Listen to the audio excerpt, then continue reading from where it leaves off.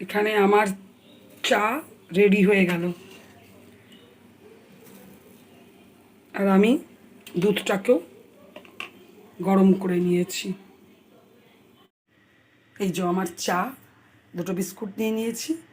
আমি চাটা এনজয় করি, খেয়ে নিই, তারপর তোমাদের সাথে কথা বলবো। Good morning and welcome back to my channel. তোমরা দেখলে আমার চা হয়ে গেল, আর দুধটাও গরম করে নিলাম। এবার তাহলে আমি চা খাবো। আমার চা খাওয়া হয়ে গেল। আজকে বৃহস্পতিবার, বুঝতেই পারছো তোমরা, অনেকগুলো কাজ আছে। বিশেষ করে সবচেয়ে বড় কাজ হচ্ছে লক্ষ্মী পুজো। তার আগে পুজোর জিনিসও আনতে হবে। সুতরাং আজকে সকালটাও খুব ব্যস্ত। তোমাদের সাথে দিনটা শুরু করছি, আর আশা করি যা যা হবে তোমাদেরকে অবশ্যই দেখাবো, ছোট্ট করে হলেও দেখাবো। তোমরা নিশ্চয়ই ভালো আছো, আর আমি ফাইন আছি। চলো তাহলে। আমার চান হয়ে গেছে, পুজোর জোগাড়ও হয়ে গেছে, কিন্তু আজকে অনেক দেরিও হয়ে গেছে, কারণ আমাকে দুবার বাজার যেতে হয়েছে। একবার ফুল ফল কলা পান নিয়ে এলাম, মিষ্টি আনতে ভুলে গেলাম, আবার গেলাম মিষ্টি নিয়ে এলাম। দেখো আমার পুজোর জোগাড় হয়ে গেছে।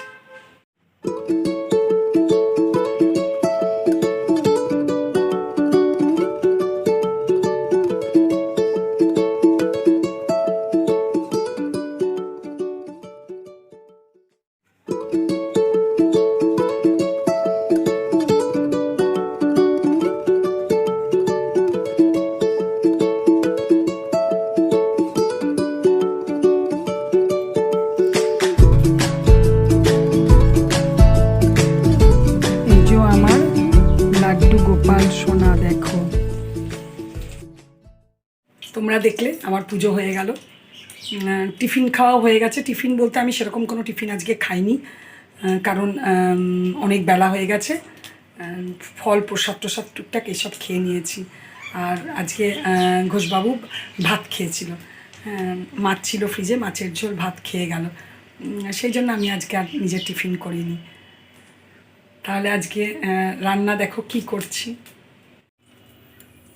আগে উচ্ছে আলু পেঁয়াজ কেটে নিয়েছি, এটা ভাজা করব। উচ্ছে আলু পেঁয়াজ ভাজা হয়ে গেছে। মাছটা করব দই মাছ। মাছটা খুব টাটকা বলে দই মাছ করব, কাঁচা মাছের। টাটকা মাছ না হলে কিন্তু কাঁচা মাছের দই মাছ করলে ভালো হবে না। আর এখানে দই নিয়ে নিয়েছি, এর মধ্যে আদা রসুন পেস্ট, হলুদ, লঙ্কা গুঁড়ো খুব ভালো করে বিট করে নিয়েছি। এবার মাছটার সাথে মাখিয়ে 5-7 মিনিট রেখে দেবো। এই যে মাছটাকে 10 মিনিট হয়ে গেল, দই দিয়ে ম্যারিনেট করে রেখেছি। আর এখানে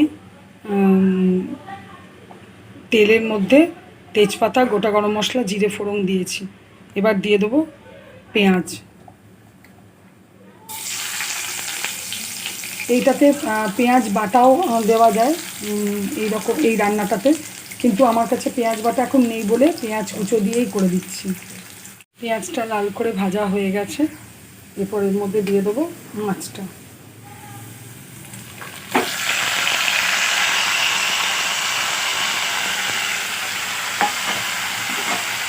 একটু ভাজা ভাজা করার পরে ওই দই দেওয়া জলটা, মশলাটা দিয়ে দেবো।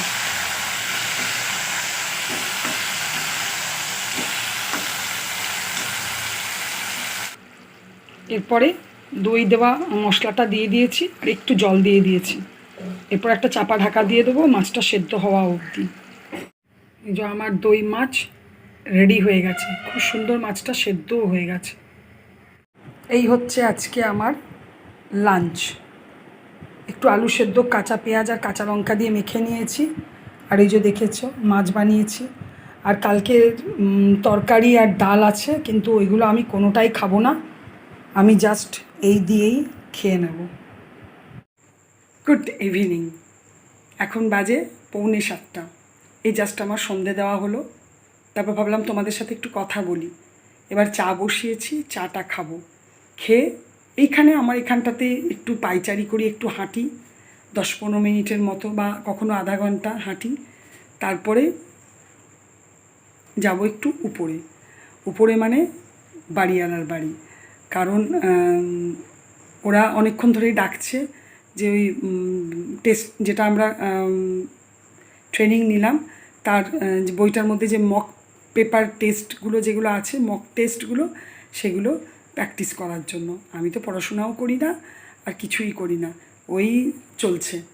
তো অনেকবার বলছে, তো ভাবলাম তাহলে যাই একটু টেস্টগুলো টেস্ট করে আসি, সেই জন্য যাব।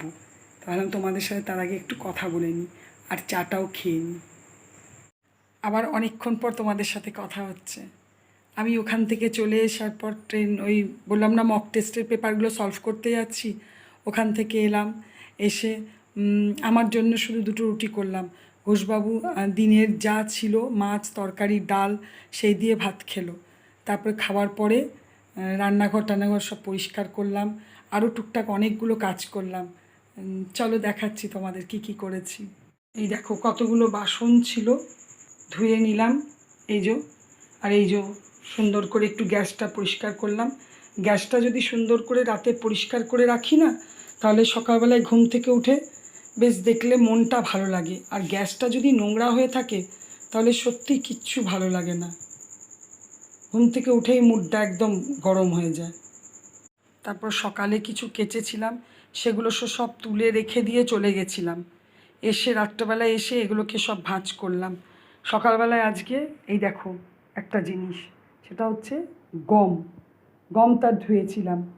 এখন তো ভালো রোদ উঠছে না, সেই জন্য কি করেছি, সারাদিন যেটুকু রোদ পেয়েছে তারপরে গমটাকে ঘরে নিয়ে এসে ফ্যানের তলায় দিয়ে দিয়েছি, তাতে যেটুকু শুকাবে। এটা রেশনের গম, খুব সুন্দর গমটা, বেশ ভালোই আটাটা খুব ভালো হয়। এখনও টুকটাক বেশ কটা কাজ আছে, প্রায় 11টা 10-15 হয়ে গেল। বেশ টুকটাক কটা কাজ আছে, ফিল্টারে জল দেব, আরও টুকটাক কটা কাজ আছে, করার পর তারপরে একটু এডিটিং করব। শুতে মোটামুটি একটু দেরি হয়ে যাবে। যাই হোক, আজকের দিনটা তো এইভাবেই কাটলো। আশা করি তোমাদের ব্লগটা দেখে ভালো লাগবে। যদি ভালো লেগে থাকে প্লিজ লাইক করো, শেয়ার করো, কমেন্টস করো, আর অবশ্যই সাবস্ক্রাইব করো। আর যারা সাবস্ক্রাইব করছো তাদেরকে বলবো, বা যারা করছো না তাদেরকেও বলবো, ভিডিওটা দেখলে পুরো দেখলেই লাভ আছে, না হলে শুধু সাবস্ক্রাইব করে কোনো লাভ নেই। তোমরা অবশ্যই পাশে থাকো, সুস্থ থেকো, ভালো থেকো, আর অবশ্যই সাবধানে থেকো। আজকে তাহলে ব্লগটা এখানেই শেষ করলাম। Tata, good night.